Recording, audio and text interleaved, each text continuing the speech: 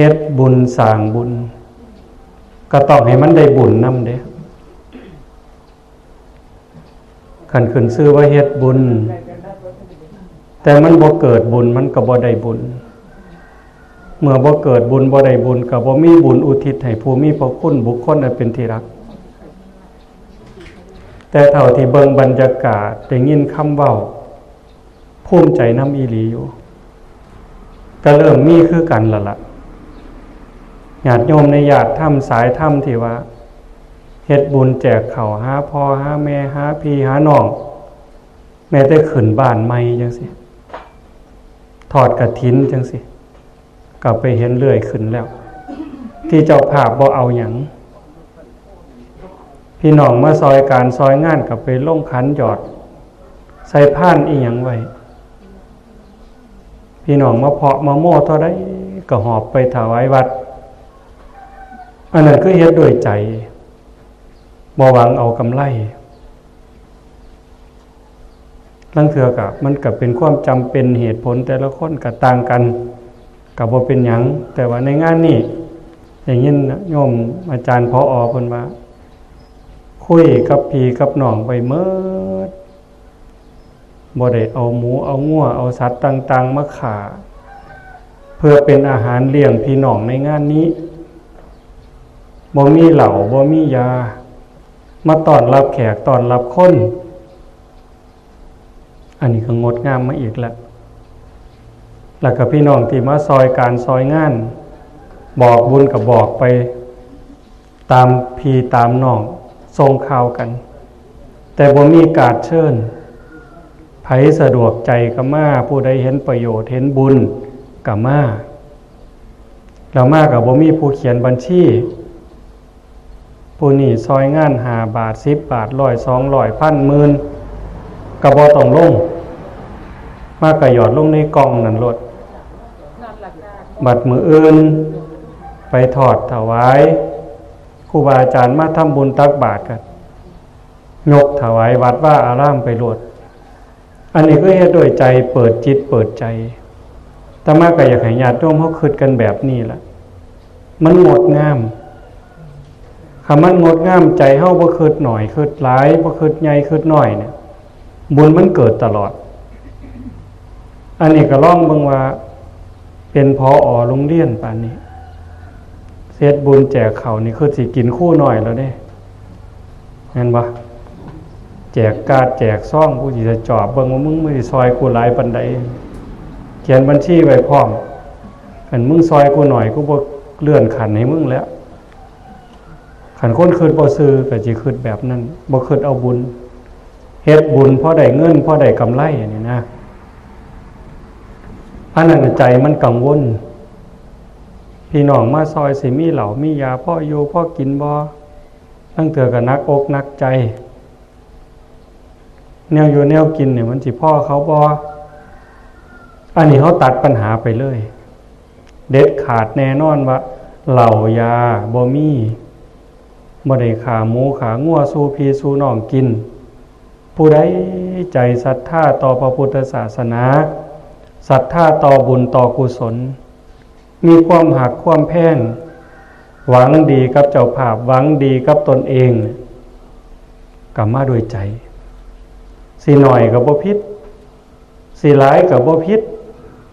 คันคิดจังซี่มันเป็นการคัดกรองเอาคนดีมีศีลมีธรรมผู้ที่เชื่อในคำสอนของพระพุทธเจ้ามารวมบุญกันอันนี้มันงดงามแล้วก็เป็นพลังแห่งบุญจริงๆสมกับเฮาตั้งอกตั้งใจว่าสิเฮ็ดบุญหาแม่ แม่นี่มันมีผู้เดียวแม่นี่มีผู้เดียวแม่อื่นก็เป็นแม่เลี้ยงแม่นมอันนั้นก็แม่ฮักแม่แพงก็บ่เป็นหยังก็ดีคือกันแต่แม่ผู้ให้กำเนิดมีผู้เดียวถามว่าแม่ผู้ให้กำเนิดนี่เป็นจังได๋เฮาจังสิทอดเทิดทูนบูชาคุณเพิ่นอาตมาบ่ต้องอธิบายแม่ออกนั่งอยู่นี่เป็นแม่คนส่วนใหญ่น้ำใจแม่นี่มันเป็นตากราบไหว้เป็นตาบูชาบ่ ตั้งแต่จีบกันก็พอออกคุณคุยกันว่าฮักบักคักเด้ส่วนใหญ่เด้ว่าฮักบักคักอีหลีอีหลอพุ่นล่ะฮักจนว่าขันบ่ได้นี่ตายพุ่นล่ะแต่บัดแต่งการแต่งงานกันแล้วตั้งท้องตั้งครรภ์เศร้าฮักแล้วเด้ลดลงหลายเติบแล้วความฮักผู้เบานะปันใจฮักลูกน้อยๆที่เกิดมาในท้องบ่ฮู้ดอกว่ามันสิเป็นผู้หญิงผู้ชายสิขี้ร้ายสิงามสิพิกลพิการสิเป็นคนดีคือเป็นคนชั่วสิเป็นมหาโจรคือเป็นพระอรหันต์บ่เกี่ยวคันซื้อว่าลูกฮักเลยแพงเลยปลงจิตปลงใจมีหยังก็สิให้ได้แม้กระทั่งชีวิต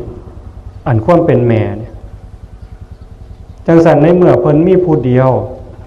อุ้มผ้าค่าทอง9 เดือน10 เดือนมือคลอดลูกมือออกลูกยากซ้ำใดเจ็บซ้ำใดทุกข์ปานใดทรมานปานใดอันเนี้ยอาตมาก็บ่ต้องเว้าโยมไม่ออกอยู่นี่ฮู้จักหมดรอดล้มรอดตายตั้งแต่รุ่นไม่ใหญ่นั่งอยู่นี่บ่คือซุมื้อจ้อยออกลูกเดือนเมษาเดือน4เดือน5ฮ้อนๆนี่ก็บ่แม่นสิสำบายอาตมาเกิดท่านอยู่ไปเห็นอยู่ปากสดน้ำห้อนทางก้นกีไฟนางฝีงไฟเดือนเมษาร้องเบิ่งซั่นแล้วบ้าฮือดีจ้ะว่ากลางเว้นก็สร้างกลางคืนก็ค้างนอนขางไฟอยู่หั่นห้อนไฟแล้วบ่พอเด้บัดสิกินน้ำก็กินน้ำห้อนอีกมันแซ่บแฮงอยู่บ่ไม่ออกคือกินเป็นตาแซ่บแท้ล่ะ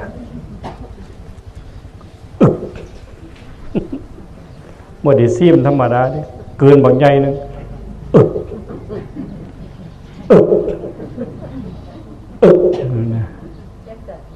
สดน้ำห้อนเข้าเว้าดอกแต่ว่าอาตมาบ่เชื่อดอกคอมันสิห้อนซ้ำได้เขาว่านอนค้างไฟกินน้ำห้อนเหี่ยวถึกหมาในห้องเงี้ยงพุ่นน่ะหนังเลิ่นพุ่นน่ะมันห้อนหลายนั่นคือความทุกข์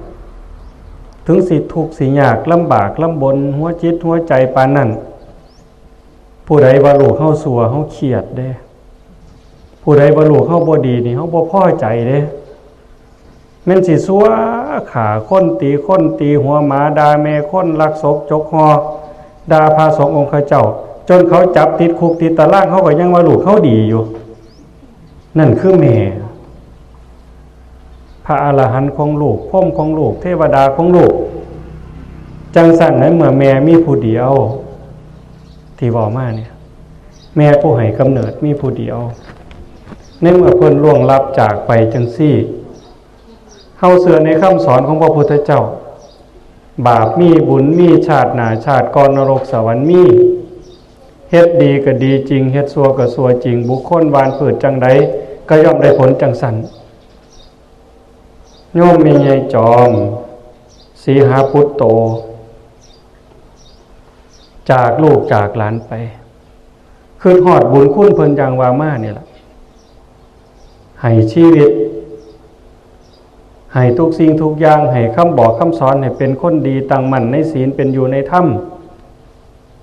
ให้เฮียนให้ศึกษาจนเป็นผอ.โรงเรียนเป็นน้องเป็นนุงอีหยังก็แล้วแต่ดอก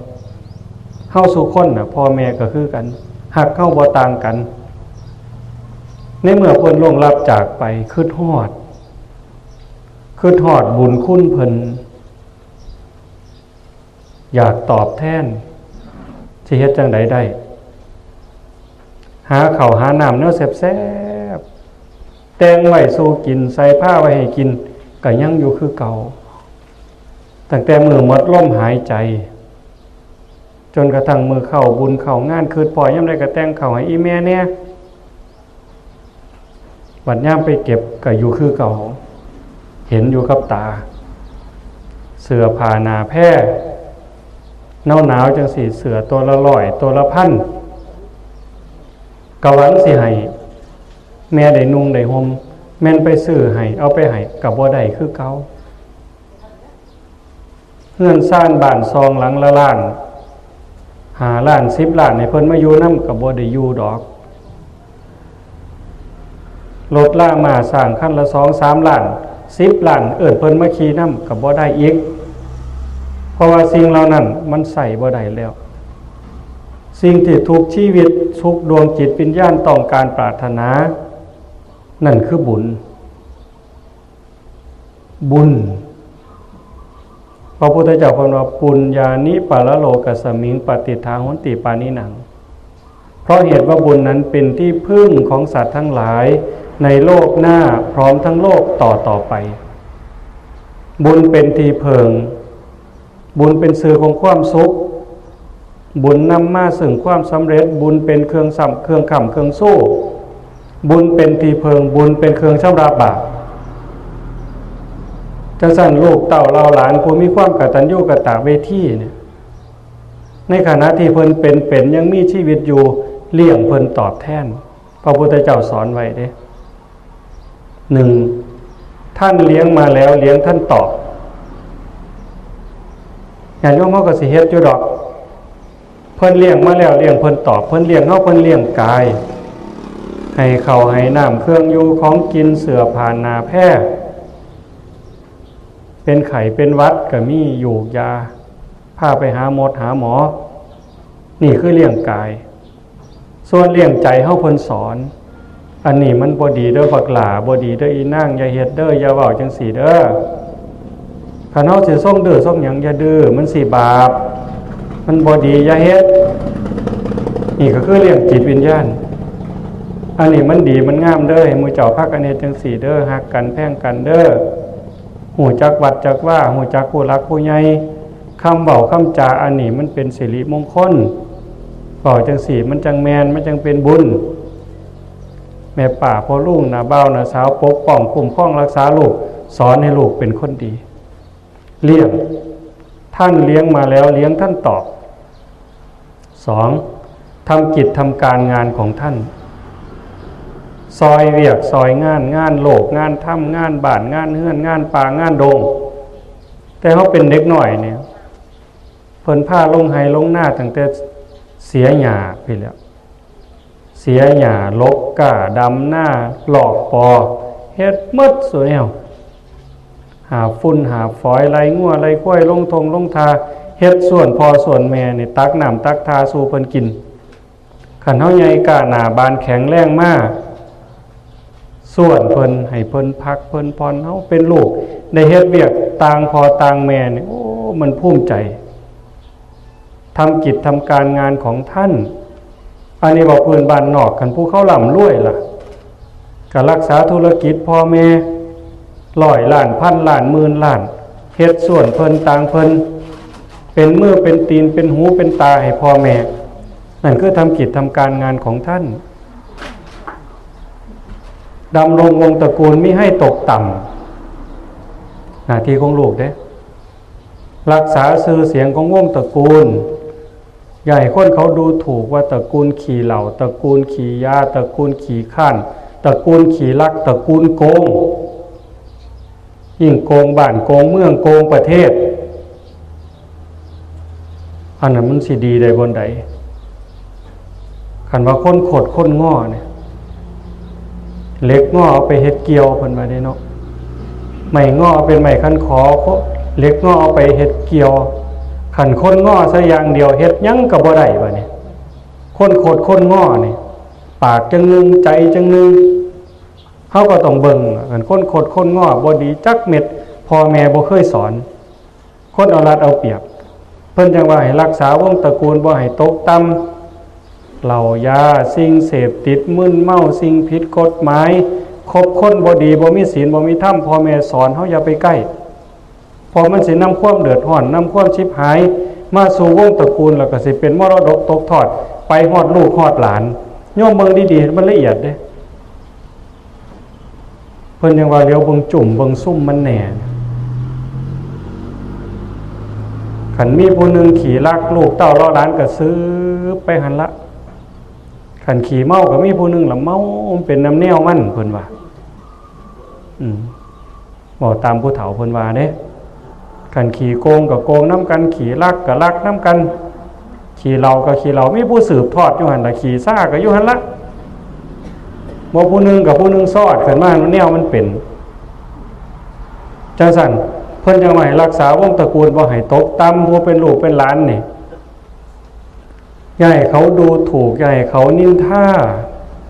ผู้ยิ่งก็ตามผู้ชายก็ตามรักษาวงตระกูลเจ้าของให้มันดีๆงามๆอย่าเอาชื่อนามสกุลนี่ไปอยู่ในหมายจับของตำรวจอย่าเอานามสกุลนี่ไปไว้โรงไว้ศาลนั่นรักษาวงตระกูลบ่ให้ตกต่ำทำตนให้สมควรแก่การรับทรัพย์มรดกข้อที่ 4พ่อแม่หามานี่ไม่ออกนั่งอยู่นี่หมดสุคนสิมีหน่อยมีหลายก็ตามเฮ็ดเบียกหัวขวมหัวคิดอายุ60 70ผู้บางคน80นี่บ่พออยู่พอกินคือผู้บางคนมันมีอยู่มีกินอยู่แต่ว่าก็มันบัดนี้ปอกๆแป๊กๆเด้ก็ลงทงลงทากันไทบ้านเขาว่าเฮ็ดหยังไม่ย้ายพออยู่พอกินเหรอคือบ่เศร้าเนาะคือบ่พักผ่อนเนาะพ่อใหญ่ตอบแนวไหนคันเขาถามว่าเฮ็ดไปหยังคำตอบเพิ่นนี่คือกันหมดแหละคือว่าสารคามกับศรีสะเกษบ่ต่างกันเฮ็ดไว้ให้ลูกเพิ่นว่าเด้เฮ็ดไว้ให้ลูกเฮ็ดไว้ให้หลานโอ้ยเขาเป็นเจ้าเป็นนายเป็นหมอเป็นครูเป็นตำรวจแต่สิเฮ็ดไว้ให้เขาเฮ็ดหยังโอ้ยก็เฮ็ดไว้สั่นละห่วงในเมื่อพ่อแม่ปู่ย่าตายายเพิ่นห่วงลูกห่วงเต้าปานนั่นน่ะลูกเต้าเราหลานขึ้นน้ำเพิ่นปานใดพระพุทธเจ้าเพิ่นยังว่าทำตนให้สมควรแก่การรับทรัพย์มรดกเป็นจังได๋จังสิสมควรตั้งตนเป็นคนดีมีความกตัญญูบ่ให้เพิ่นตกอกตกใจบ่ให้เพิ่นคับแคบใจบ่ให้เพิ่นขายหน้าผู้คนขยันมันเพียรหูการหูงานหูหน้าที่บ่มั่วสุมยุ่งเกี่ยวกับอบายมุขคันลูกมันมีความขยันบ่ยุ่งเกี่ยวกับอบายมุขบ่คบคนชั่วคบแต่คนดีฮู้เวียกฮู้งานโยมสิแพงบ่บัดนี้หน้านี่ให้นี่เฮือนนี่เงินนี่สิแพงบ่มีแต่สิให้มันเห็นไปสร้างเนื้อสร้างตัวซะบักหลานี่มันขยันมันหูจักเฮ็ดแล้ว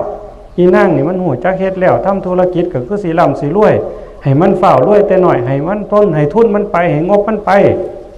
นั่นสมทำตนสมควรแก่การรับทรัพย์มรดกแต่ว่าขันเมาบ่ว่าเทศกาลหยังก็เมาหมดปีใหม่ก็เมาสงกรานต์ก็เมาวันเกิดก็เมาวันตายก็เมาพรรษาออกพรรษาก็เมามันอย่างเดียวเมานอนคาบหญ้ามาเลียปากกันเอิ้นหมาเป็นเซียวอยู่หั่นขี้ข้านก็ขี้ข้านพ่อผู้ใดก็ถามตีไปหมดสิให้บ่หน้าบัดนี้เฮ้ยยายหมากัดกันก็ลงเว้ยกลัวบ่ดำเด้อเพิ่นว่ามึงเอาอีแดงเด้อเพิ่นว่าสิให้มันอยู่บ่ล่ะหน้าน่ะมันสิได้บ่2มื้อบ่ทำตนให้สมควรแก่การรับทรัพย์มรดกนี่หน้าที่ของลูกได้จื้อได้ว่า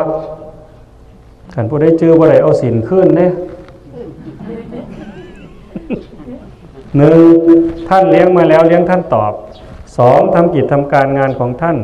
3ดำรงวงตระกูลไม่ให้ตกต่ำ4ทำตนให้สมควรแก่การรับทรัพย์มรดก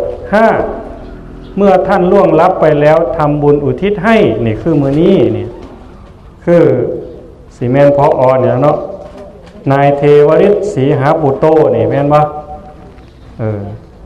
นายเทวฤทธิ์ศรีหาปุตโตนางคำมูลอัปปมะทังอ่านแนวนี้บ่ทำไมอ่านบ่ถูกนายสมดีศรีหาปุตโตมีลูก3คน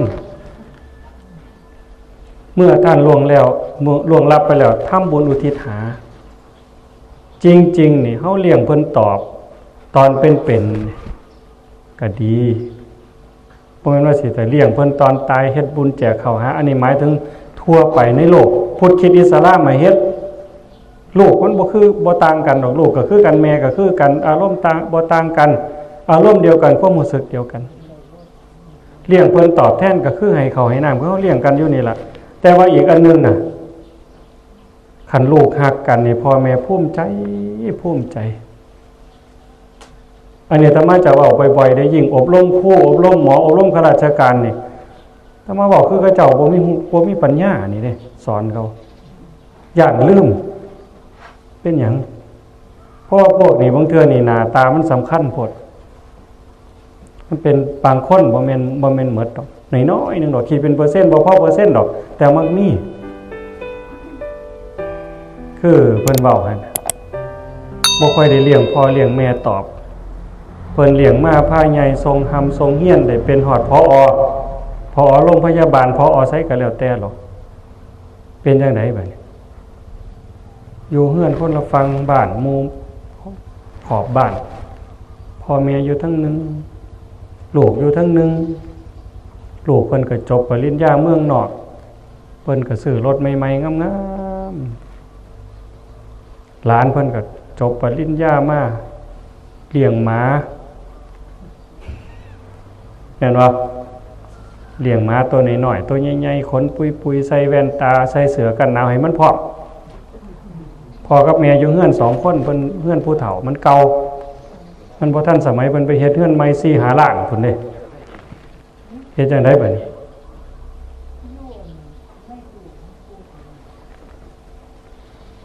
มื้อนึงพ่อแม่เรากับผู้เฒ่าเราก็คิดว่าที่เพิงมันก็คือบุญเที่ยวไปวัดไปว่าไปจังหันซุมื้อบัดมื้อนึงบัดนี้ลูกชายออกรถป้ายแดงมาใหม่ผู้เฒ่าก็คือจะขี่เนาะยายเนาะโอ้ยบักหลาพาแม่ไปเพ่นพาพ่อไปเพ่นเนี่ยไปเตรียมกับข้าวกับน้ำลูกเอารถป้ายแดงมาอย่างดีอุ้มหมามาพร้อมเด้หลานสาวเพิ่นเอาไปเอามาหอดไก่เพ่นแล้วอุ้มหมาขึ้นรถเมียก็นั่งข้างหน้าลูกสาวก็นั่งข้างหลังมีหม่องก็ให้ปู่กับย่านั่งเนี่ยกับหลานเอาไปเอามาแล่นรถไปใกล้สิใกล้วัดแล้วล่ะก็ยังอยู่ประมาณจักกิโลนี่ล่ะโทรศัพท์หลานสาวเพิ่นบนเขาว่าหมู่เขาถ่ากินเรียกอยู่ภัตตาคารพุ่นจอดรถกึกรถอีพ่ออีแม่ลงนี่แล้วย่างไปหลานเขาสิบ่ทันหมู่ว่าซั่นว่าหมู่เขาถ่าแล้วเฒ่า2เฒ่าก็ได้จำเป็นต้องลงรถเอิ้น3ล้อบัดนี้เมา3ล้อปั่นไปเพศอันนี้มันก็มีบ่แม่นเรื่องเว้าเล่นมันเป็นของแท้ๆคันแนวนี้บางเทื่อมันเวลามันหลงมันโง่เนี่ยบ่ว่าแต่บ้านนอกขอกหน้าป .4 ป .5 ปริญญาตรีโทเอกปริญญา8ปริญญา9เป็นได้หมดอันความโง่เนี่ยพระพุทธเจ้าเพิ่นจังบอกว่าความกตัญญูกตเวทีเป็นเครื่องหมายของคนดีนิมิตตังสาธุรูปานังกตัญญูกตเวทิตาเลี้ยงพ่อแม่ตอบแทนเลี้ยงเขาเลี้ยงน้ำเสื้อผ้านาแพร่ปัจจัย4ก็คือสร้างเฮาเฮ็ดอันนี้ส่วนหนึ่งแต่อีกอันนึงก็คือเลี้ยงใจเพิ่นเลี้ยงใจเพิ่นขันคนมาเว้าพื้นลูกในทางที่ดีไม่ไงคือกันพวกไม่ออกขันเขาเว้าพื้นลูกในทางที่ดีเว้าพื้นหลานในทางที่ดีนี่เป็นจังได๋อิ่มอกอิ่มใจหน้าบานเป็นกระด้งมวนงั้นหลายกินบ่ได้พุ่นแหล้วมันภูมิใจหลายแต่คันเขาเว้าพื้นลูกเจ้าของในทางบ่ดีลูกสาวก็ตามลูกชายก็ตามหลานสาวหลานชายก็ตามฮดอยู่ประสันหันหน้าเข้าฟ้าอยากอายคนบ่อยากลงบ้านลงเรือนอยากอายคน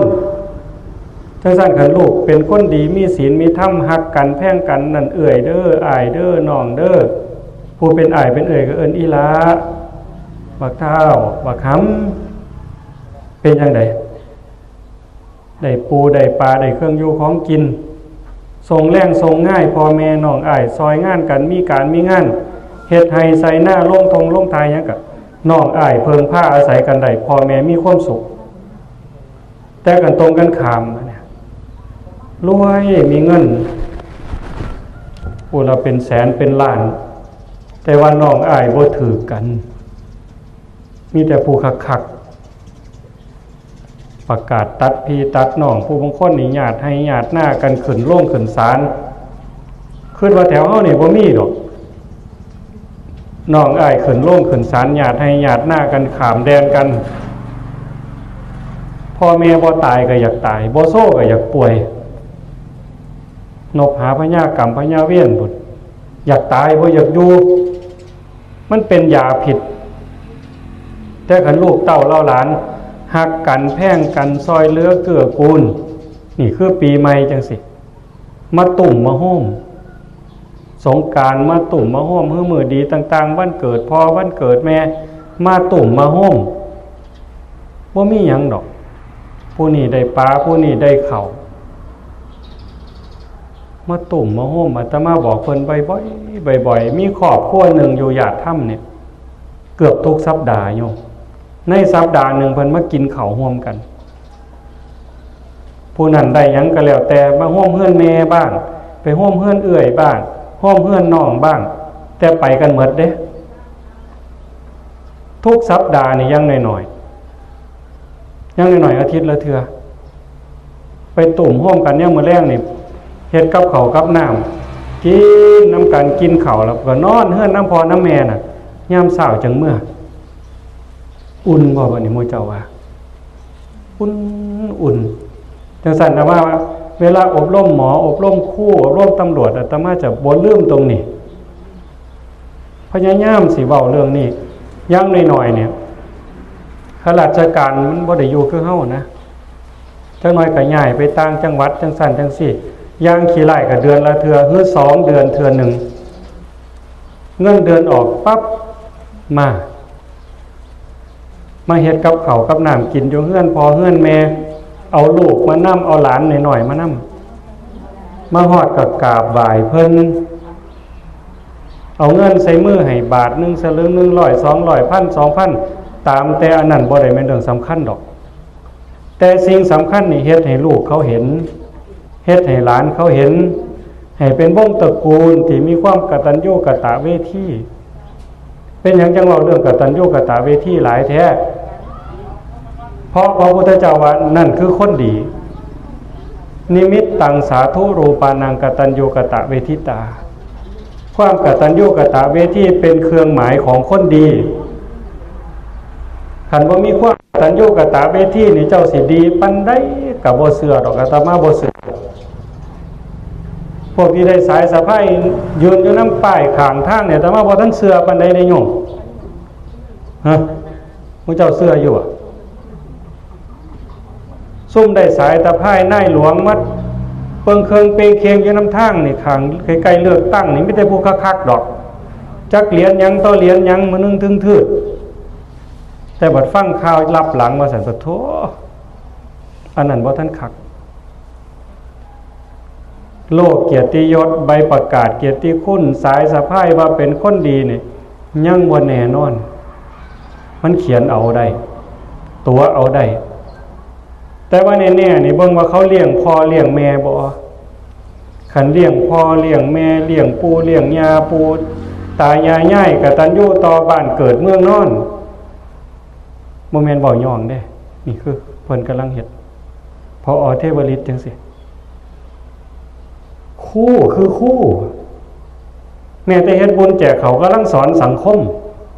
เบิ่งดีๆเด้เบิ่งให้เลิกเด้นี่กำลังสอนสังคมสอนวิธีเฮ็ดบุญที่ถูกต้องตามคำสอนของพระพุทธเจ้าเฮ็ดบุญแบบประหยัดเฮ็ดบุญแบบบ่มีบาปแกมคันภาษาโบราณบ้านเฮาเพิ่นว่าบุญอ้อยต้อยเข้าใจอยู่บ่ยาย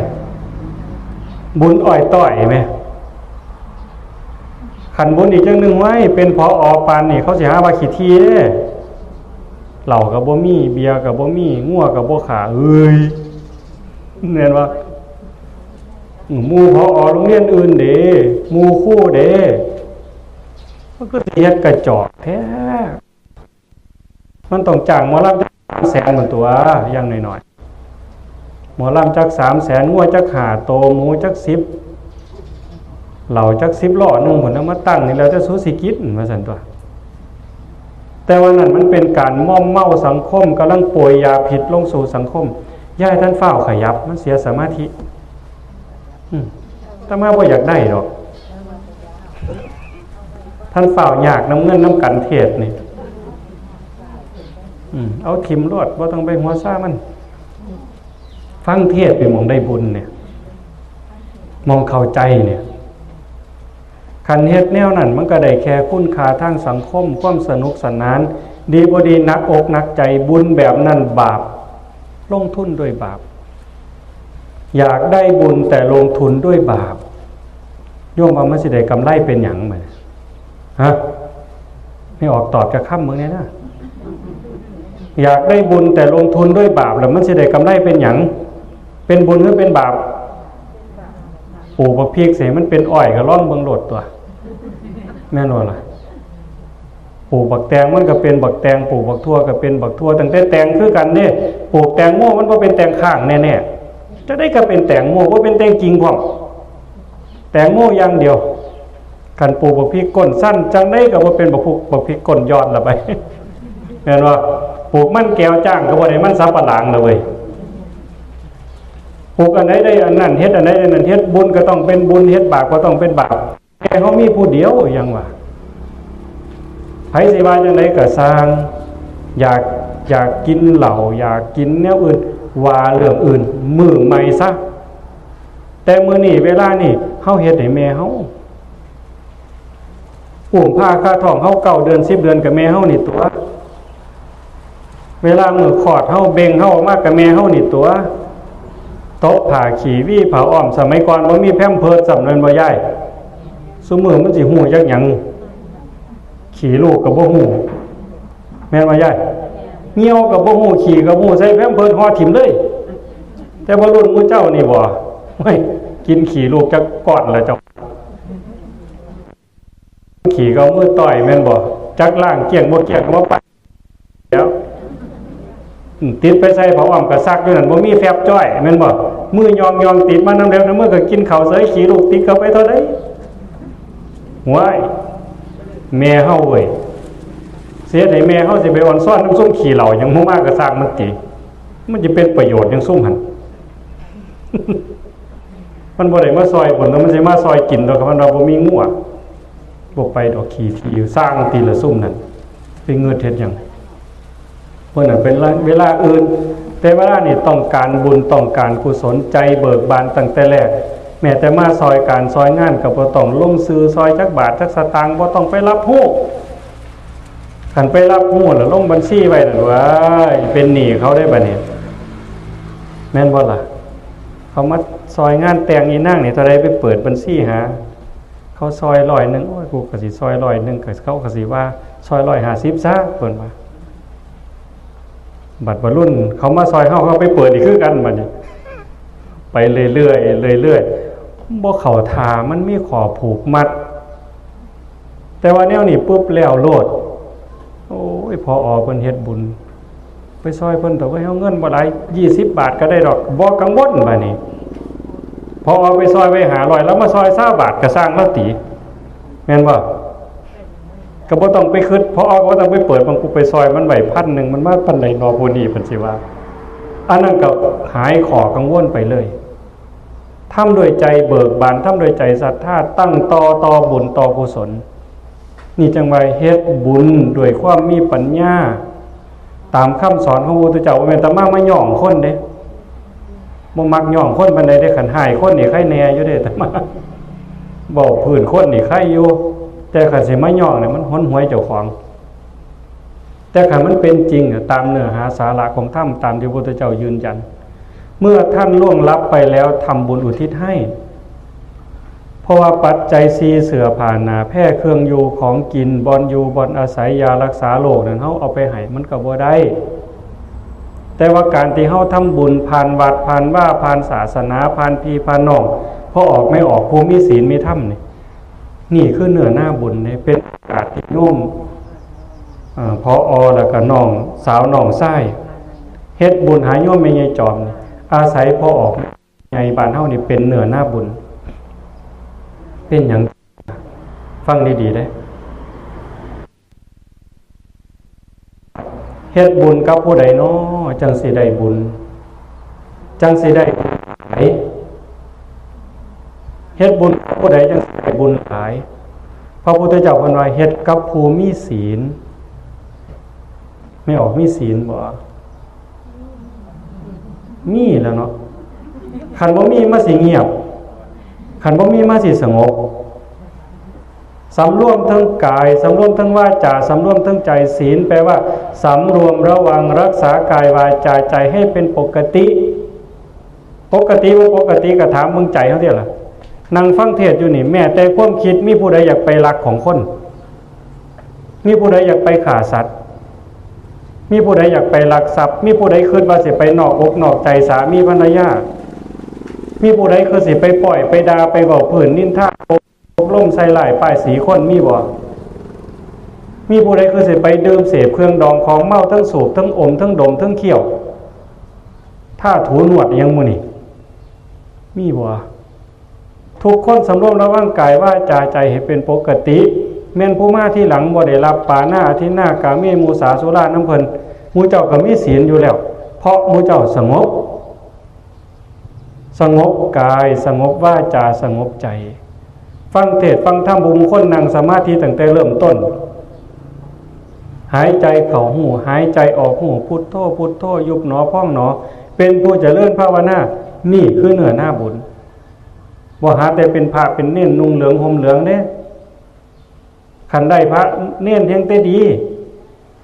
ถ้าเพิ่นสงบแห่งแต่บุญหลายขึ้นเพราะว่าศีลเพิ่นหลายพอออกไม่ออกบ้านเท่ากับเป็นเนื้อหน้าบุญที่ดีได้ขันอยู่ในลักษณะอย่างสี่แท้วันนี้บ่แม่นแต่มาย่อนี่คือสัจจะนี่คือความจริงขันผู้มาร่วมบุญร่วมงานมีความสำรวมระวังกายว่าจาใจเป็นปกติสงบเสงี่ยมบุญเกิดเมื่อถามเจ้าภาพเพิ่งสบายใจบ่คนจังสี่มาขันเฮาสบายใจสุขใจภูมิใจเบาใจอิ่มใจนั่นเป็นบุญแน่ๆแต่คันถ้าเป็นพระก็สร้างได้บัดนี้ขันเขามาในเฮือนแล้วมารับท่านเฮาแล้วเฮาบ่สบายใจนี่บุญเกิดบ่บัดนี้กูบ่อยากกราบดอกกูบ่เห็นขาเรื่องว่าบางหม่องเนาะผู้บ่ายยังคือเป็นตาสั่งแต่สิสุกสิเซียนเหมือนว่าอีหยังก็สิเอาของใส่บาตรแล้วก็บ่แล้วมันสิยับใส่ยามอยู่ทั้งขนมข้าวต้มแม่นบ่บัดนี้กับแม่ใหญ่มานั่งสงบอยู่สิเจ้าสบายใจกับผู้ใดบัดเฮ็ดบ่คือครูบาเว้ยเป็นจังได๋บัดนี้จังว่าแม่ใหญ่พอออกไปออกเข้ามานั่งสงบนิ่งจังสิเป็นบุญเอาน้ำต้อนรับหยดนึงก็เป็นบุญแก้วนึงก็เป็นบุญเพราะว่าเฮาต้อนรับคนดีมีศีลมีธรรมคนสงบงามบุญตรงนี้สิไปหาแม่เฮาเนี่ยตมาว่าที่ตอนต้นว่าเฮ็ดบุญต้องให้มันเกิดบุญต้องให้มันได้บุญให้มันมีบุญจังสิส่งไปให้โยมเคยเอาขนมให้ลูกหลานอยู่บ่ฮะเคยให้บักไม้บักไหลแกไทบ้านไทซองบ่หมู่พวกบ่มีของฝากของตอนเฮามีแนวนั้นจังฝากได้แม่นบ่เสียเงินเอาทองให้พ่อให้แม่ให้ลูกเล็กๆน้อยให้ผู้ใดก็ตามเฮาต้องมีสิ่งของสิ่งนั้นแล้วก็เป็นสมบัติของเฮาโดยเด็ดขาดเฮาจังสิหยิบยื่นให้คนอื่นได้บุญนี่คือกันเอิ้นว่าบุญแจกข้าวก็ตามบุญกฐินก็ตามบุญผาป่าก็ตามเอิ้นชื่อว่าบุญขึ้นป้ายบักใหญ่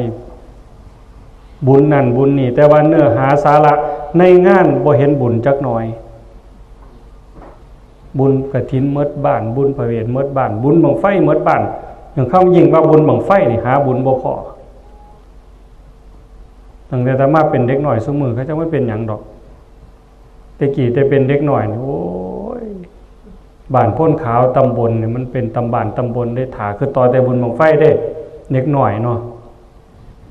ก็บ่ฮู้จักหยังตะกี้ก็คือต่อบัดฮอดมื้อบุญบั้งไฟไปจังได๋บ้านพ้นขาวมันบ้านใหญ่เด้งัวข้วยนี่บ่ต่ำกว่า30ตัวเหล่านี่เท่าใดสักเหล่าโทจักเหล่าเด็ดจักหนังจักหมอลำบัดนี้ เนี่ยอาตมาไปอยากเห็นหลายคือคนตีกันบอกว่าก็คือจากหัวเจ้าของแต่เบิ่งแต่คนตีกันเมาเหล้าเนาะตีกันหัวด่างข้างแตกแขวหักไปกับพวกนั้นแท่งกันตายกับพวกนั้นบุญบังไฟเพิ่นว่าบุญอยู่บันไดไปเนี่ยเดี๋ยวหาบุญตามคำสอนพระพุทธเจ้าบ่มีจักเม็ดอันคนเมาเหล้าก็สิเป็นบุญอยู่ว่าแก้ผาย่างก็เป็นนบไปเมิดนบอยู่หันแล้วบอกควมเก่ายางไป 3-4 เก่าก็ลบมานบไหมกูไปเลยเด้อเซียวเอาสั้นๆระบุญเนาะย่างไปกับหัวซักหัวข่มโต๊ะขีดตมขีดเตี้ยไปนั่นก็นอนอยู่หันบุญเพิ่นว่าต่างกันบ่กับบุญแนวนี้มันสงบเป็นบุญวุ่นวายเป็นบาปแม่นอาตมาบ่เทศนี่แม่นอาตมานั่งซื่อๆผ้านั่งหลับตาสมมุติว่าคั่นนับมาบ่อยากเว้าเนาะเขินมานั่งเทิงธรรมะให้ศีลแล้วเอาอาราธนาเทศแล้วเอาไม่ใหญ่พากันนั่งสมาธิเนาะหลับตาเอาหายใจเข้าลึกๆหายใจออกยาวๆสบายๆหาหน้าที่อาตมาก็ให้พรลงธรรมะเมื่อบุญก็เอาหนีบ่หมดไม่ใหญ่จอมเนี่ยอีหลีเด้บ่แม่นเว้าเอาเด้ทานศีลภาวนาอ่อนน้อมถ่อมตนขนขวายในกิจที่ชอบฟังธรรมทั้งเกิดบุญเด้เฮาฟังเรื่อยอยู่ดอกธรรมะนี่เฮาได้ฮู้อยู่แล้วโยมฮู้อยู่แล้วหลักใหญ่ๆท่านนี่อันนึงขันธ์3เด้ท่านศีลเฮาก็มีแล้วนี่ท่านเฮาก็เฮ็ดแล้วให้ครอบครัวเจ้าภาพนี่ก็เลี้ยงเขาวเลี้ยงน้ำท่านเขาวท่านน้ำบ่อนพักผ้าอาศัยปัจจัย4นี่พร้อมแล้วเสื้อผ้าหน้าแพร่ก็ฝากทั้งศีลทั้งเสื้อทั้งผ้าห่มมอบให้ไม่ออกพอออกผู้มาร่วมบุญร่วมงานเพิ่นถือถงเพิ่นละถงเพิ่นงั้นบ่ล่ะนี่ท่านศีลสงบสำรวมระวังกายวาจาใจแม่นบ่ได้รับปานาอทินากาเมมุสาสุรามันก็มีอยู่ในตัวมันแล้วเมื่อเฮาสำรวมระวังปั๊บศีลมันเกิดโลดบ่เบียดเบียนผู้อื่นด้วยความคิดด้วยคำเว้าด้วยการกระทำศีลมันเกิดแล้วภาวนาสินั่งหลับตาก็ได้ย่างไปย่างมาแต่ว่าระวังคือบ่ออกไม่ออกผู้จัดคั่วนี่ย่างไปย่างมาระวังเฮาสิไปสะดุดสุดต่อบ่สิรบกวนผู้อื่นบ่สิเว้าสิจาก็เว้าจาพบอยู่ในขอบเขตอย่าให้มันดังเกินไปอย่าให้มันกระทบกระเทือนคนอื่นสิคิดก็อยู่ในกรอบของศีลของธรรมอย่าคิดแนวเลื่อยเปื่อยแนวบ่เป็นบุญเป็นกุศลย่านมันเป็นบาประวังความคิดระวังคำเว้าระวังการกระทำเมื่อมีสติสัมปชัญญะควบคุมเจ้าของอยู่นั่นคือบุญแน่ๆเป็นภาวนาล่ะแถมปีกย่อยลงมาอ่อนน้อมถ่อมตนเขามาสู่ในบริเวณงานธรรมสภาเนี่ยเฮาสำรวมระวังสีเว้าสีจาสีลุกสีย่างสีนั่งสีนอนเข้ารบในสถานที่เข้ารบในผู้เฒ่าผู้แก่แม่ป่าพ่อลุงเข้ารบในผู้มีศีลมีธรรมแม่ขาวแม่ชีพระสงฆ์องค์เน้นอ่อนน้อมถ่อมตนเป็นสิริมงคลเป็นบุญไม่ออกก็คือบังเจ้าของเนี่ยล่ะถ้าสมมติว่าลูกเขยก็ตามลูกไผ่ก็ตามแต่งเขามาอยู่ในห่มใส่ข้าเฮือนเฮาแล้วขันลูกไผ่ก็สร้างลูกเขยก็ตามเป็นคนอ่อนน้อมอ่อนโยนพ่อปู่แม่ย่าพ่อใหญ่แม่ใหญ่แม่ป่าพ่อลุงผมจังสั่นหนูจังสี่เด้อขาน้อยจังสี่เด้อกระบาดจังสี่เด้อมีหยังให้ซอยบ่ฮักบ่บัดนี้ยายฮักบ่ลูกไผ่ผู้นั้นลูกเขยผู้นั้นฮักมันบ่แต่ขันมาแล้วนั่งพอเฒ่านั่งตารางกล้วยก็นั่งทั้งเตียงบนขาขึ้นหางพร้อมสูบยาทวนๆเป็นจังได๋เฒ่ามันสิว่าเป็นจังได๋บัดนี้โอ้กูคุยอิ่มบักกันนี่แท้โอ้ใส่แม่นบ่คือมันมีบ่ย่าจังหัวแพงแล้วเอาพอเฒ่าเอิ้นว่าอ่อนน้อมถ่อมตนหูจักผู้หลักผู้ใหญ่ลูกเต้าเราหลานคือกันหลานน้อยๆค คันเว้าปากเป็นสมัยแจ๋เด็กหน่อยผู้หญิงผู้ชายก็ตามเว้าอ้อมหน้าตาเด็กหน่อยดีๆเว้าจาดีๆหูจักแม่ป่าพ่อลุงบ่ดื้อเกินไปโอ้ยมันเป็นตาอ่อนซ่อนแท้บักหลาอีนางให้อุ้มแน่โลดตัวมีขนมนี่เอาจบปั๊บโลดเงินเพิ่นน่ะแต่คันเว้ายากๆบอกจังนึงไปจังนึงมีแต่ดื้อแต่ห่วยมีขนมก็บ่ให้เห็นมันมาเสียงพร้อมบ่ได้เนาะใหญ่มันเห็นเพิ่นเด้อคือกันอ่อนน้อมถ่อมตนนี่ก็เป็นบุญช่วยขนขวายในกิจที่ชอบเห็นบ่เข้ามาเฮ็ดสายลุงตั้งกองบุญกลางเต้นเขาลงครัวประกอบอาหารหาโต๊ะหาเก้าอี้มาตั้งเอาศาสตร์มาปูหาธรรมาสมาว่างซอยกันเฮ็ดแม่นบ่แม่นเจ้าภาพบ่แม่นลูกแม่นหลานบ่แม่นสายเลือดไทยบ้านไทยซองมาซอยกันจัดมาซอยกันแต่งเฮ็ดแล้วอิ่มใจภูมิใจเจ้าภาพก็ภูมิใจผู้มาเฮ็ดซอยก็ภูมิใจสบายใจนี่บุญเกิดช่วยขวนขวายในกิจที่ชอบฟังธรรมนี่อาตมาบ่ได้ตั้งนาฬิกาก็สั่งมันเฮาเว้ากันมานี่อย่างน้อยๆ30ถึง40นาทีผู้เฒ่าพลิกหลายเทื่อแล้วหันข้างใส่แล้วก็พวกนั้นขามันสิสีบมันสิจังบ่แม่นขาเจ้าของสร้างมันเป็นหยังย้ายเดี๋ยวนี้แม่นฟังบ่ฮู้เรื่องจักอย่างจักแม่นครูบามาเว้าหยังฟังผู้ก็บ่ฮู้เรื่องบ่เข้าใจแม่นบ่ฮู้เรื่องบ่เข้าใจปานเว้ากันคนละภาษาแต่ว่าโยมยินดีฟังอย่างน้อยๆเพิ่นก็ห่มผ้าเหลืองล่ะไปตั้งใจฟังแม่นฟังบ่ฮู้เรื่องบ่เข้าใจยินดีในการฟังบุญก็เอานี้บ่หมดอีกล่ะอันนี้บ่แม่นเว้าเอาเด้หมู่เจ้าสิเคยได้ยินอันนี้ท่านอีเกียอยู่ดอกเนาะเคยได้ยินบ่ยายเกียร์500โตนี่มันเอาตีนเกาะถ้ำเกียร์มันนอนมันเอาตีนขึ้นฟ้าแม่นบ่เอาหัวลงเกาะนอนฟังพระเพิ่นสวดมนต์เนี่ย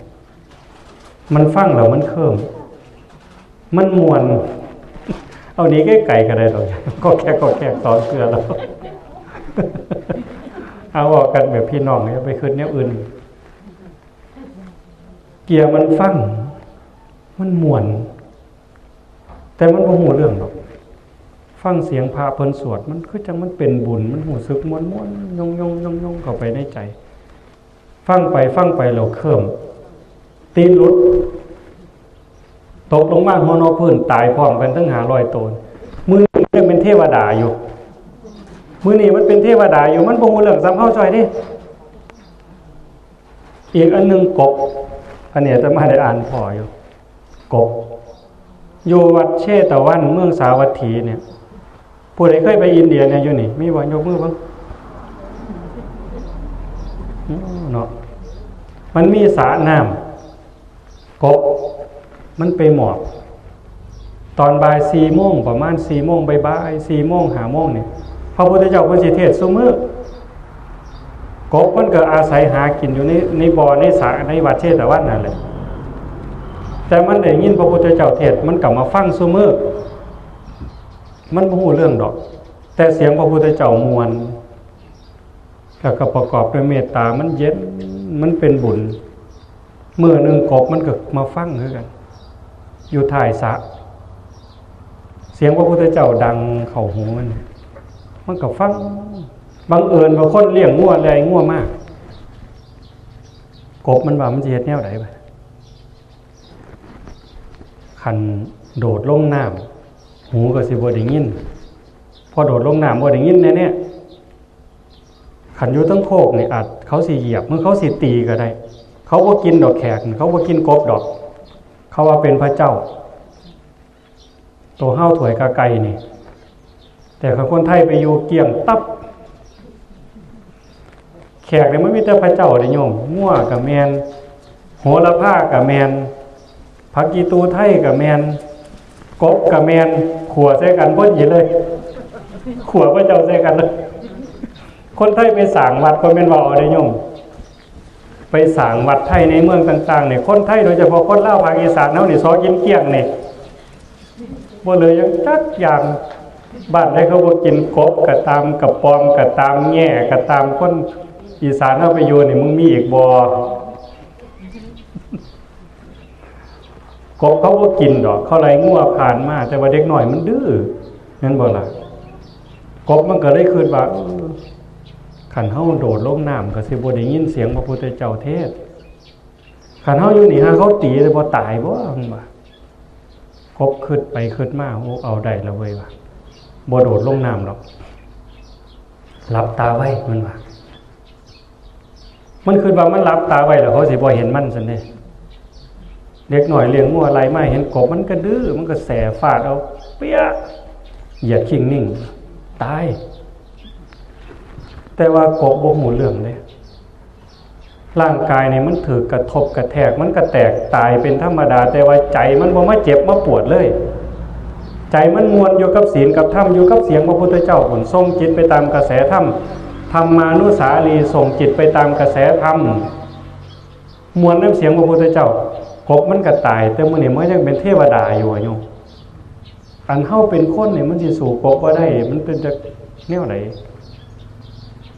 มันเฮาฟังธรรมอาตมาเว้ามากก็สิพอจื้อได้อยู่ตัวจะขอ2ขอเนาะถามได้บัดนี้จื้อได้อีหลีบ่แน่คือตอบไปแต่หน้าที่ของลูกมีจักขอ1ผู้อื่นเด้1ท่านเลี้ยงมาแล้วเลี้ยงท่านตอบแม่นบ่2ทำกิจทำการงานของท่านแม่นบ่3รักษาชื่อเสียงของนั่นก็ยังได้กบอยู่น่ะชื่อเสียงของวงตระกูลเพิ่นว่านั่นนี่4ทำตนให้สมควรแก่การรับมละยังได้ดกอยู่คำหนึ่งเห็นบ่คักกบเลยเจ้าหัน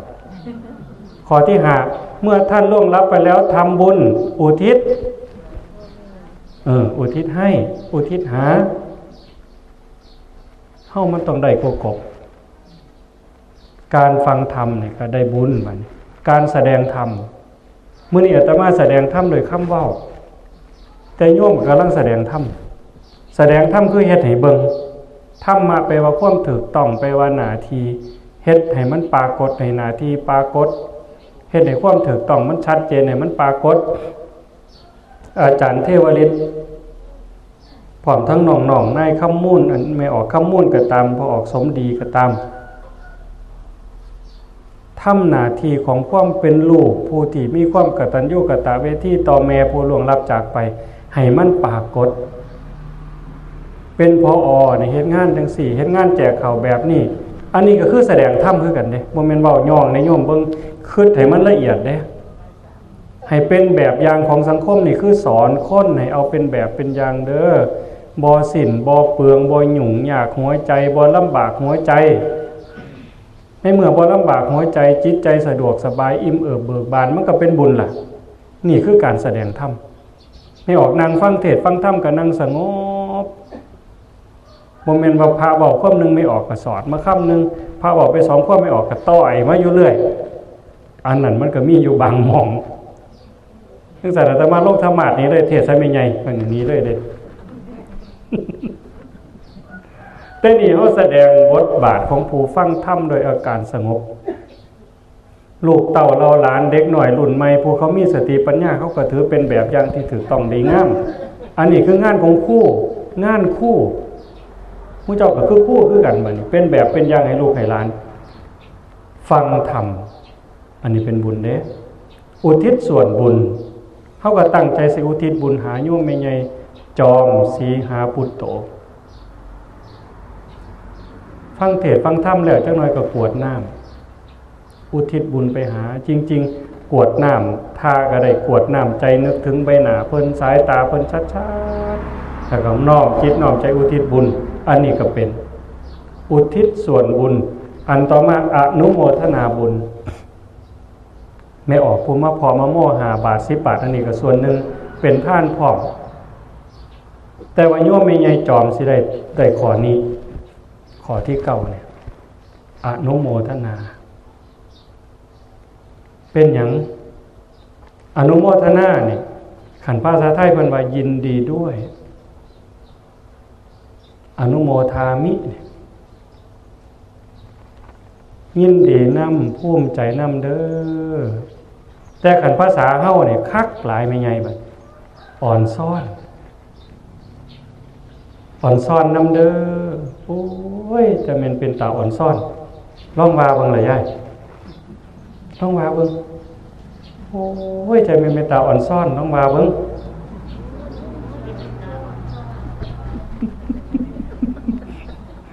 หมู่เจ้าไปเห็นเขางามๆแม่นบ่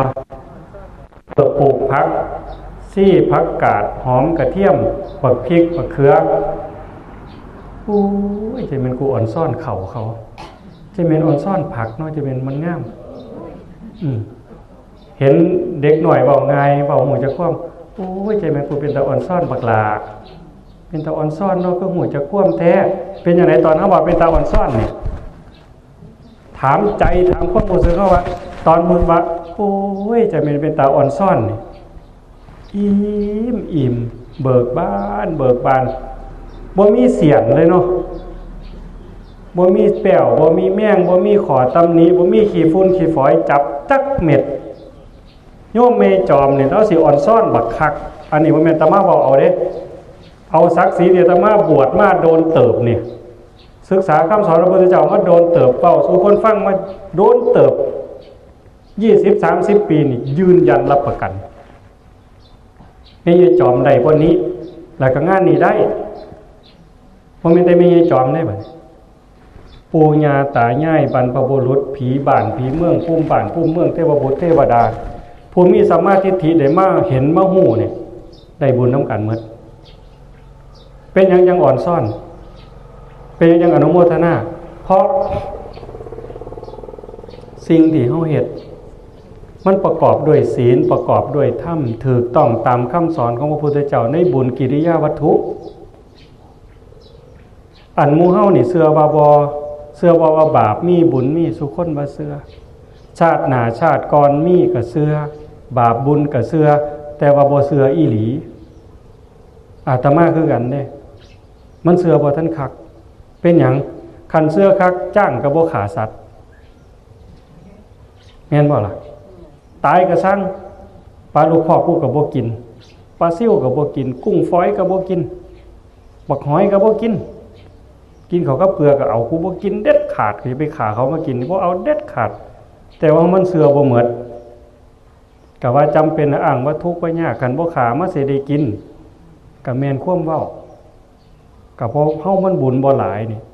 มันก็เลยเอาบาปเก่ามาต่อเอาบาปใหม่อ้างจนอ้างทุกข์ก็เลยต้องฆ่าสัตว์เลี้ยงชีวิตเอาชีวิตเขาไปฆ่าไปขายเพื่อมาต่อชีวิตเจ้าของแม้แต่สิลักสิโกงก็เฮาก็ได้ยินข่าวเรื่อยๆนี่ไปลักของในห้างสรรพสินค้าเขาเป็นหยังลักไปให้ลูก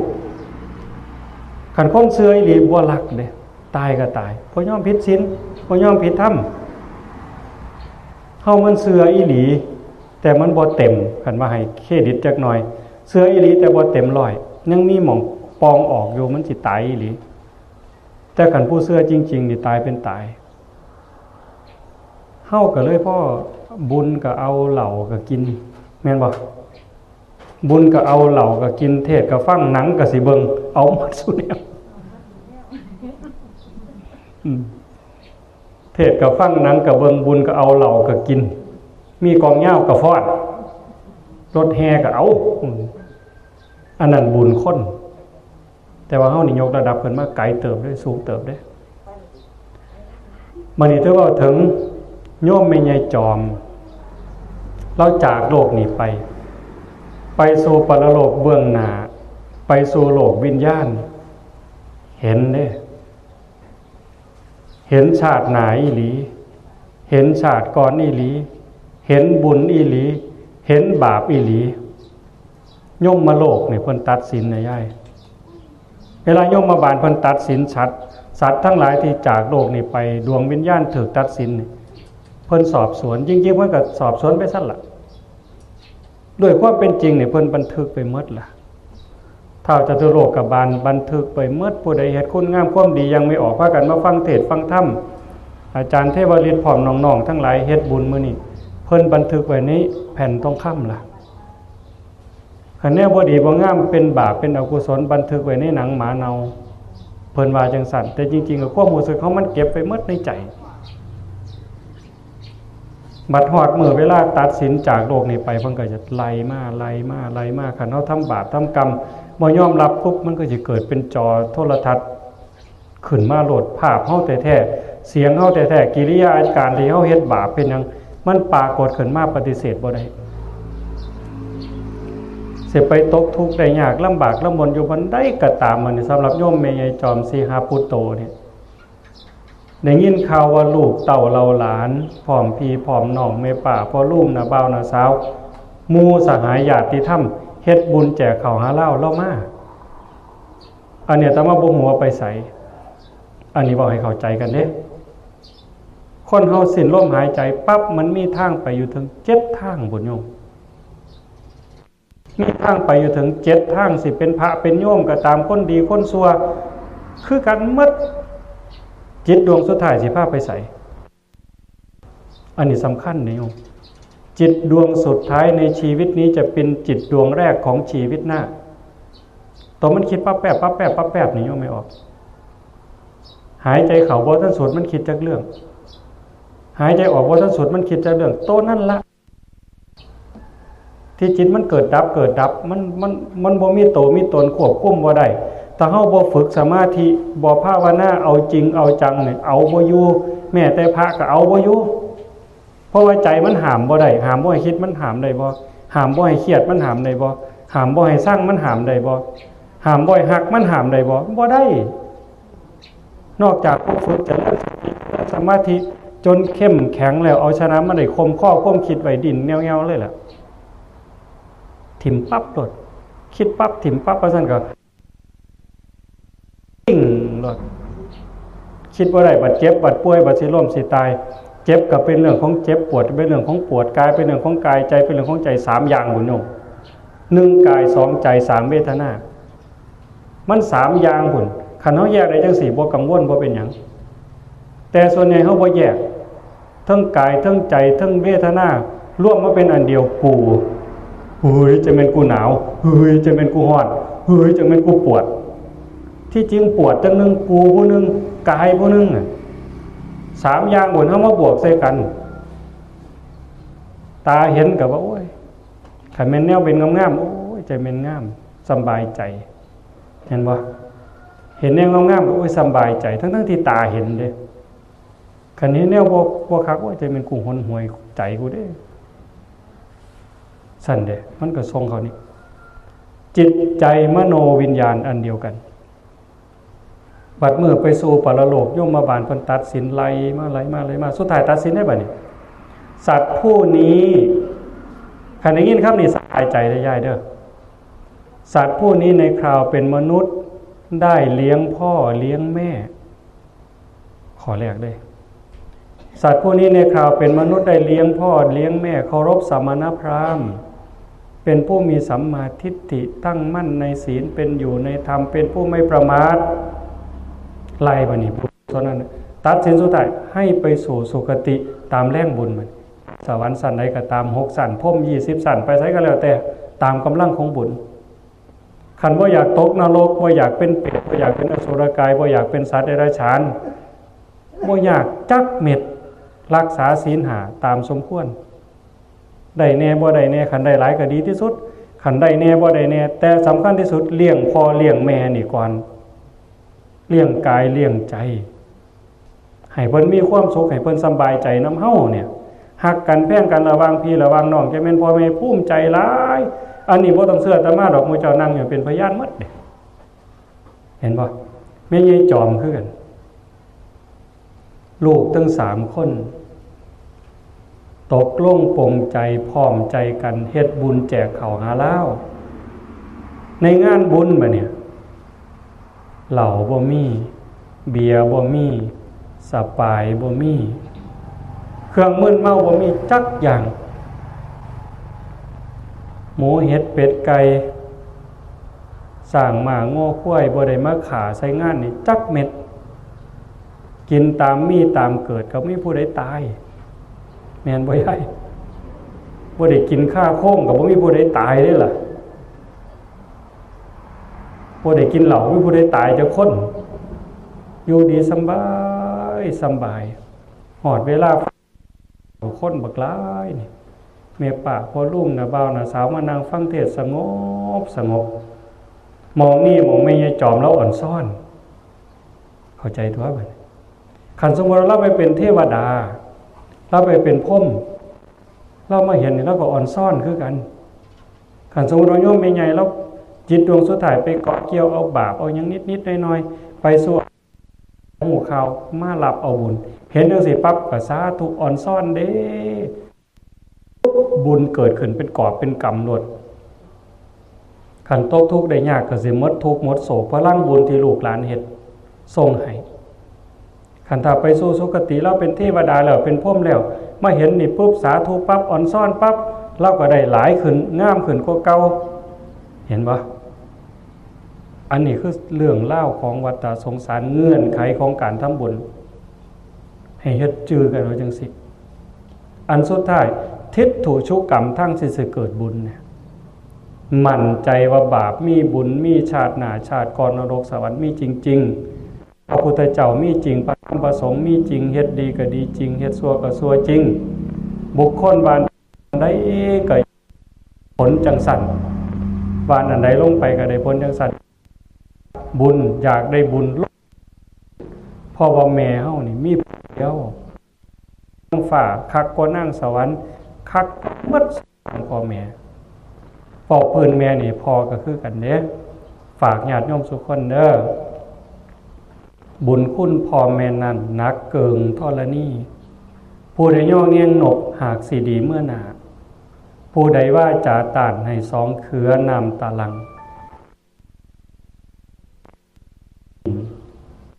ขันผู้ใดระลึกนึกถึงบุญคุณพ่อแม่เอามาคืดพ่อคืดเห็นแล้วก็นบใส่เก่าเท่าใส่หัวเฮาบ่ได้มีรถมีเรือบ่มีเงินทองหลายก็บ่เป็นหยังก็ตามกำลังไปเยี่ยมไปยามถามข่าวเพิ่นแน่กินข้าวกับหยังมีแนวอยู่แนวกินก็ไปฝากเพิ่นมื้อดีขึ้นดีพาลูกพานอนเป็นหมู่งานก่อนเด้อแม่เด้อพ่อเด้อมื้อใหม่สิมาอีกดอกซ้ำนั้นเราก็ภูมิใจล่ะพอเอาผ้าห่มแพร่ถือแล้ว